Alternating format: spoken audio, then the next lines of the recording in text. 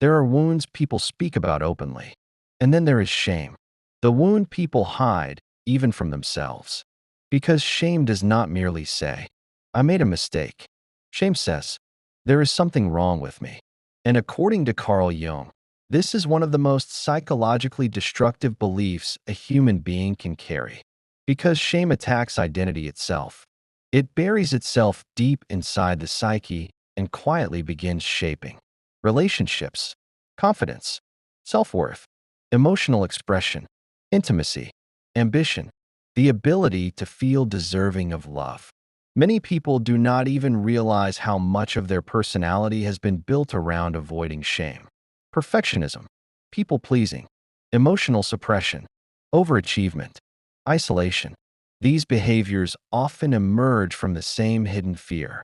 If people truly saw me, they would reject me. This is why shame creates such profound loneliness, because the person no longer feels safe being fully seen, not even by themselves. Carl Jung understood something most people spend years avoiding. What we reject within ourselves does not disappear. It moves into the unconscious, and once buried in the unconscious, it begins controlling life silently. This is what Jung called the shadow. The parts of ourselves we hide because they feel unacceptable. Pain, fear, neediness, sensitivity, anger, weakness, past mistakes, unwanted desires. Anything the psyche believes threatens love, belonging, or identity becomes pushed into the shadow. But suppression does not heal shame.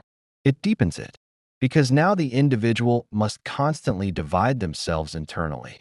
One self becomes visible, the acceptable self, the controlled self, the successful self, the emotionally manageable self, and another self remains hidden underneath, the wounded self, the self-carrying, guilt, insecurity, grief, emotional pain, fear of rejection, memories they cannot forgive themselves for.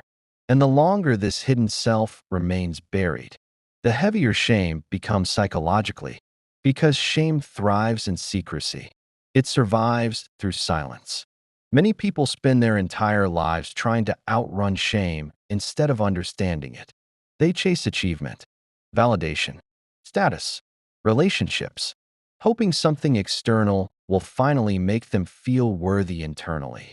But shame cannot be healed through external approval alone, because shame is not simply lack of success.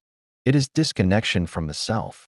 Carl Jung believed healing begins when the individual stops running from the shadow and turns toward it consciously, not with hatred, with awareness. Because most shame was not born from weakness. It was born from pain, pain that the psyche never fully learned how to process safely. This is especially true in childhood. Children naturally absorb emotional messages deeply. A child criticized constantly may internalize, I am not enough. A child emotionally rejected may internalize, my feelings are dangerous. A child shamed for vulnerability may internalize, I must hide who I truly am. And these beliefs do not disappear automatically with age. They become psychological foundations, invisible rules shaping adulthood unconsciously. This is why shame often feels irrational even when life appears successful externally. The wound exists deeper than logic. A person may receive love, yet still feel unworthy, may achieve success, yet still feel defective internally.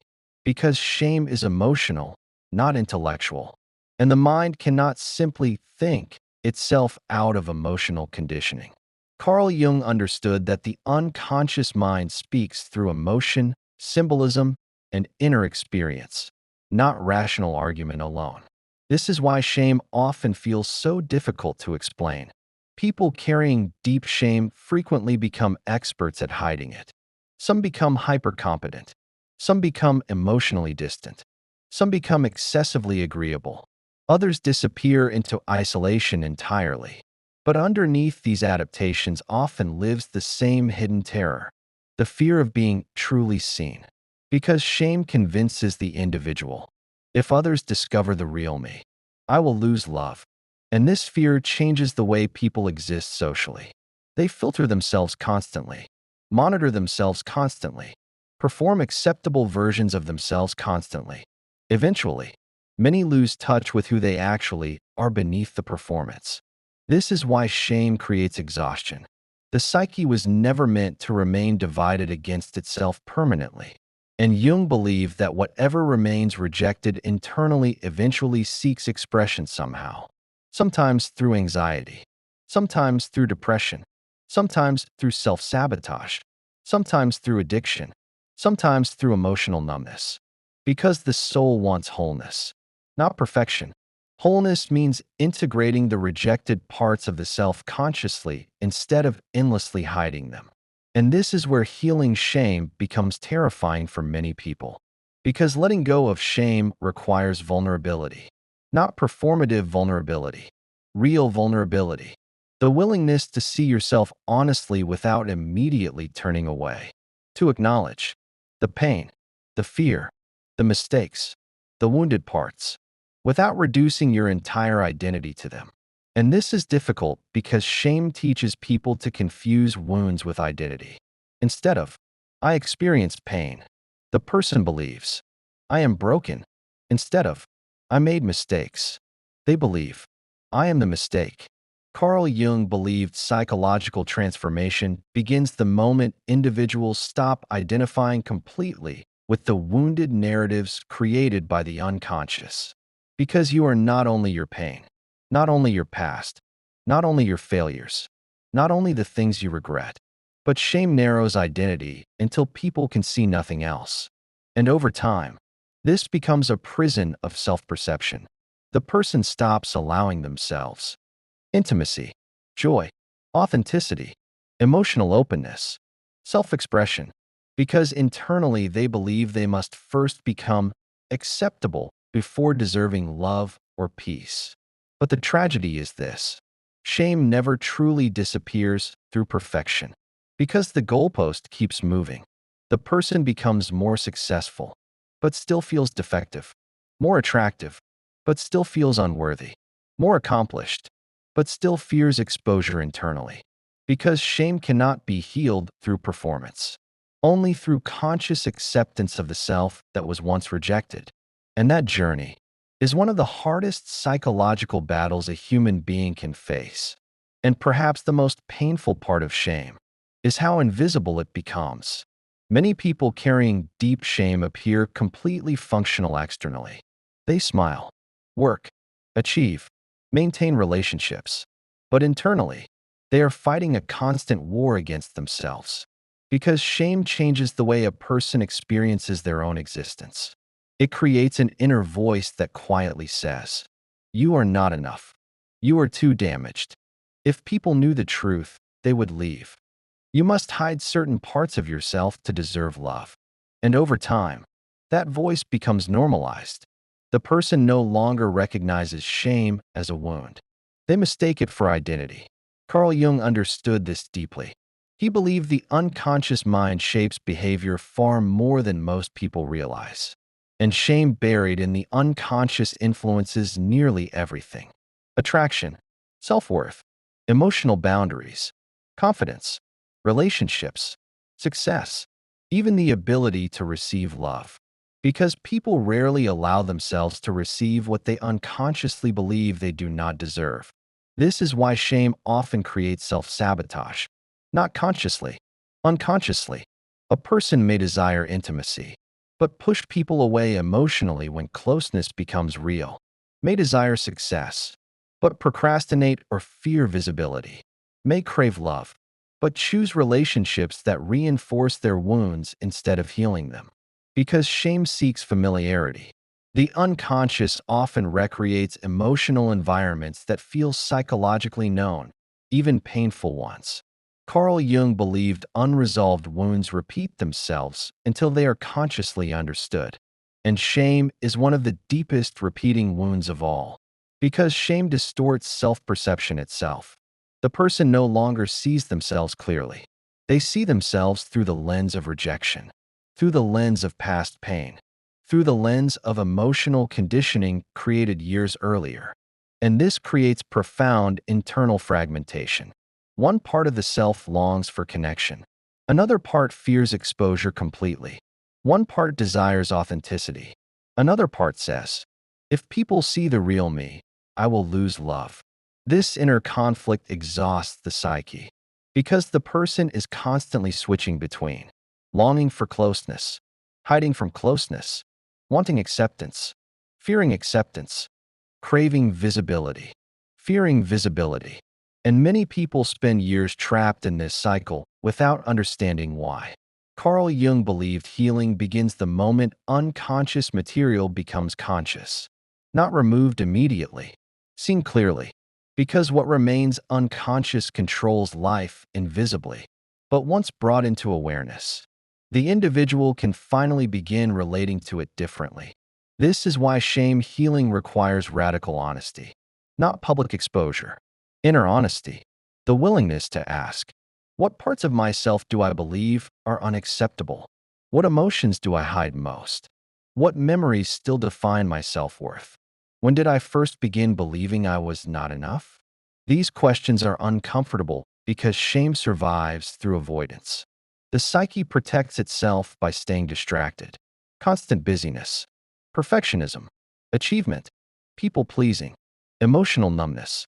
Anything to avoid confronting the wounded self directly. But Jung understood something profoundly important. Healing does not happen by destroying the wounded parts of yourself. It happens by integrating them consciously. Because the wounded self is not your enemy. It is often the abandoned part of you still waiting for compassion. And this changes everything psychologically. Now healing is no longer, how do I become perfect enough to deserve love? Now healing becomes, how do I stop rejecting myself internally? That is an entirely different journey. Because shame teaches conditional self-worth. I can love myself if I succeed enough. I look acceptable enough. I hide my flaws well enough. I never disappoint anyone. I never appear weak. But conditional self-worth creates endless anxiety. The person becomes emotionally dependent on performance. And performance can never create lasting peace. Because peace built on perfection remains fragile. One mistake, one rejection, one failure, and the old shame returns immediately. This is why so many people live in chronic fear of exposure. Not exposure of actions, exposure of self. They fear being emotionally seen. Because somewhere deep in the psyche lives the belief, if people truly know me, they will abandon me. And that belief often originates long before adulthood. Many people were taught, directly or indirectly, that certain emotions or traits threaten love, sensitivity, anger, fear, neediness, vulnerability. So the child learns adaptation. Hide this part, suppress that emotion, become easier to love, and adaptation becomes identity. But the authentic self never disappears completely. It waits underneath the performance. This is why shame often intensifies during periods of silence or introspection. Without distraction, the hidden self begins surfacing again. And many people panic here, because confronting shame can feel overwhelming at first. Grief surfaces, regret surfaces, loneliness surfaces. The person realizes how much energy has been spent trying to become acceptable instead of feeling whole. And yet, this confrontation is also the beginning of freedom, because once shame becomes conscious, it stops operating entirely from the shadows. Now the person can observe the inner voice instead of obeying it automatically. They begin noticing the self-criticism, the fear of rejection, the compulsive perfectionism, the emotional hiding, and awareness weakens shame's power gradually. Because shame depends on unconscious identification, the person must believe, this is who I am. But healing begins when awareness creates separation. Now the individual can say, this is a wound I carry, not my entire identity. That distinction changes the psyche profoundly, because for the first time, the person stops treating themselves as the enemy. And that may be the moment true healing finally begins. Not when shame disappears completely, but when the person stops building their identity around it. Because shame only survives when it becomes fused with the self. When the individual says, "My pain is who I am. My mistakes are who I am. My wounds define me forever." Carl Jung believed this identification traps people psychologically. The unconscious wound becomes an identity structure. And once that happens, the person unconsciously organizes life around protecting that wounded identity. Some become perfectionists because failure threatens their fragile self-worth. Some become emotionally avoidant because intimacy risks exposure. Some stay silent constantly because visibility feels dangerous. And others endlessly seek validation, hoping someone else will finally silence the shame internally. But external validation cannot heal internal rejection, because shame is ultimately not a lack of praise. It is a fracture in the relationship with the self. This is why many people still feel unworthy even when loved deeply. The external world may change, but the unconscious belief remains. If people truly knew me, they would leave. And until that belief is confronted consciously, it quietly shapes reality from underneath. Carl Jung understood that the shadow grows stronger the more it is denied. This means the parts of ourselves we reject often gain enormous unconscious power. The hidden shame begins influencing relationships, emotional reactions, attraction patterns, self-sabotage, anxiety, perfectionism, even physical exhaustion, because the psyche spends tremendous energy trying to suppress what it fears being seen. And eventually, that suppression becomes unbearable. This is why many people experience emotional collapse after years of appearing fine. The soul becomes exhausted from self-rejection, exhausted from performing worthiness instead of feeling inherently human. Because shame creates impossible internal standards, the person believes they must never fail, never appear weak, never disappoint anyone, never reveal emotional wounds, never lose control. But human beings are not designed for emotional perfection. And the more people demand perfection from themselves, the more shame intensifies, because perfectionism and shame are deeply connected psychologically.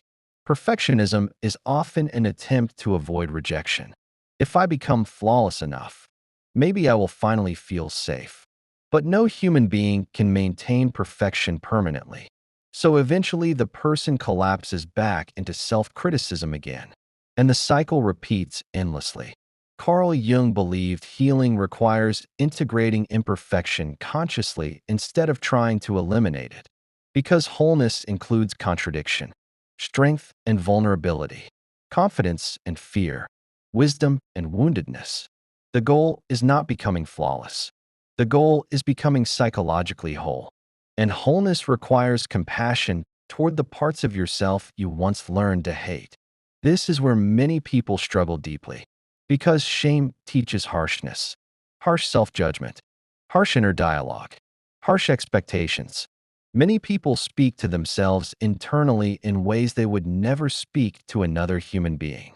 And over time, this internal violence becomes normalized. The person believes self-hatred is discipline, believes emotional suppression is strength, believes constant self-criticism will somehow make them more acceptable. But Jung understood something profoundly important. Whatever is rejected internally seeks expression externally. This is why unhealed shame often leaks into life through defensiveness, emotional withdrawal, people-pleasing, anger, insecurity, fear of intimacy, compulsive achievement. The psyche cannot fully thrive while at war with itself. And this is why healing shame requires something terrifying: self-confrontation without self-destruction. The willingness to look honestly at your wounds, without reducing your entire existence to them. To acknowledge, yes, I have pain. Yes, I have regrets. Yes, parts of me are wounded. But also, I am more than the worst things that happened to me. That realization changes the nervous system profoundly, because now the individual no longer has to constantly hide from themselves. Now vulnerability becomes survivable. Now emotional honesty becomes possible. And slowly, the hidden parts of the self begin softening, not through force, through acceptance, Carl Jung believed the shadow transforms not when attacked, but when consciously integrated. Because many wounded parts of the psyche are not evil. They are abandoned. The frightened child, the rejected self, the ashamed self, parts of you that adapted to survive emotionally. And perhaps healing begins the moment you stop asking, how do I erase these parts of myself? And start asking, how do I finally stop abandoning myself internally? Because shame often begins with external rejection, but it survives through self-rejection. And once self-rejection ends, shame begins losing its grip. Not instantly, gradually. The person begins feeling safer being authentic, safer expressing emotion, safer being imperfect, safer existing without constant performance. And this creates something many people have never truly experienced before. Inner peace that is not dependent on pretending, because for the first time, they are no longer hiding from themselves. And maybe this is the deepest tragedy of shame. It convinces people they must become someone else before deserving love. More successful, more attractive, more emotionally controlled, more perfect, more acceptable.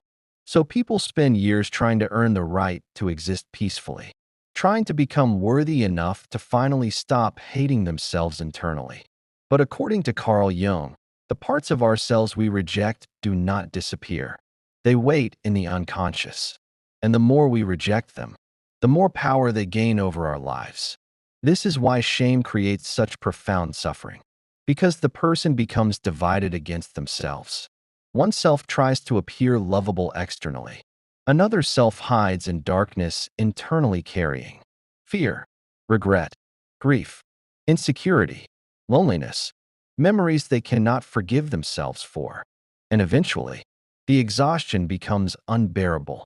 The soul grows tired of hiding, tired of performing, tired of shrinking, tired of believing love must always be earned through perfection.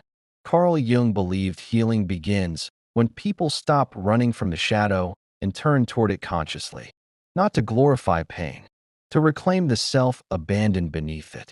Because shame often begins with wounds created by others, but it survives through continued self-rejection. And many people do not realize how cruelly they speak to themselves internally. They call themselves weak, broken, unworthy, embarrassing, impossible to love, for mistakes they would forgive in another human being instantly. This is what shame does. It removes compassion from the relationship with the self. And without self-compassion, the psyche cannot fully heal, because healing does not happen through self-hatred. It happens through conscious acceptance, not approval of every action, acceptance of your humanity, acceptance that you have wounds, you have contradictions, you have imperfections, you have pain, and yet you are still worthy of existence, connection, and love. This is difficult because shame teaches conditional worth. I can love myself when I become enough. But enough never arrives psychologically when shame remains unconscious. The mind keeps moving the standard. More achievement, more control, more perfection, and still the emptiness remains. Because the wound was never truly about performance. It was about belonging. The fear that the authentic self would not be accepted if fully seen. And perhaps this is why healing shame feels so emotional. Because beneath shame, there is often grief. Grief for the years spent hiding. Grief for the self abandoned to survive. Grief for the love withheld from yourself internally. Many people have spent so long fighting themselves. They no longer know how to simply exist without self-judgment. Carl Jung believed individuation requires embracing the totality of who you are consciously, not only the admirable parts, the wounded parts too, because wholeness is not perfection. Wholeness is integration, the ability to say, yes, these wounds exist, without allowing the wounds to define your entire identity forever. And slowly, this changes the psyche. The person stops hiding so aggressively, stops performing constantly, stops punishing themselves endlessly for being human, and something softer begins emerging underneath. Self-compassion, not narcissism, not denial, Compassion, the ability to look at your wounded self without hatred. Because healing shame is not about pretending pain never happened. It is about finally refusing to abandon yourself because of it. And perhaps this is the real freedom Jung was pointing toward. The freedom that appears when you no longer need to hide from yourself. When vulnerability stops feeling like danger. When imperfection stops feeling like proof of worthlessness. When you finally realize your wounds may shape parts of your story, but they are not the entirety of who you are. And maybe for the first time in your life, you can stop carrying the unbearable weight of trying to become acceptable enough to deserve peace. Because peace was never meant to come from perfection. It comes from reconciliation with yourself. So if you have spent years hiding parts of yourself, feeling secretly unworthy, terrified of emotional exposure, punishing yourself internally, believing your wounds make you difficult to love, hear this clearly. Your shame is not your identity. It is pain that was never fully met with compassion. And pain can heal, but only when it is finally brought into the light instead of endlessly hidden in darkness. So stop asking, how do I become perfect enough to deserve love? And start asking, what would happen if I stopped rejecting myself? Because that question has the power to change an entire life. And if something in this felt painfully familiar, don't ignore it. Write it simply. I no longer define myself by my shame. Not as motivation, as liberation. And if you're ready to explore deeper psychology, shadow work, emotional healing, self-worth, trauma, individuation, and the unconscious mind, stay with inner Phoria. Because the moment you stop hiding from yourself, maybe the moment your real healing finally begins.